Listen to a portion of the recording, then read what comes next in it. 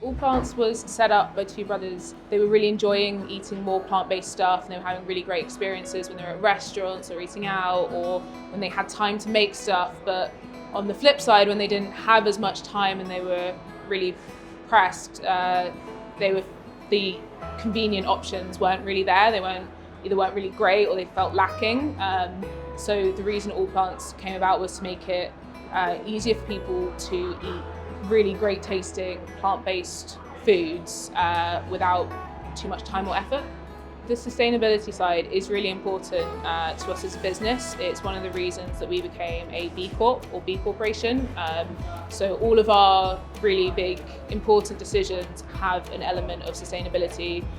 Advanced London really helped us when we were looking at upgrading our packaging for our meals. So as low carbon as possible, as low material as possible, highly recyclable, and something that just worked really well.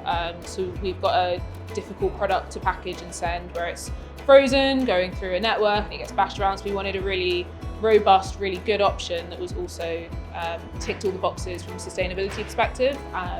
We had a load of different options, maybe about 10 or 12 across the market. We were kind of lost because sustainability is a really broad term. So we got a lot of guidance on like key criteria, and we were able to quantifiably decide what fit best with our values as a company. We went into this thinking, let's try and reduce our plastic because plastics are bad, especially single-use ones. And we were looking at a cardboard option.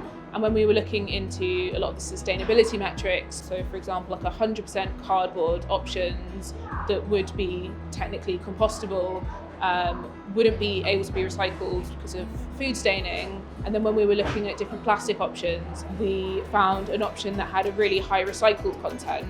So the more of it that has been recovered and recycled, you get a much lower carbon footprint. And it's much more recyclable, so plastic is easy to clean, and food stains doesn't impact the recyclability of it. So it is helping us move towards a more circular economy.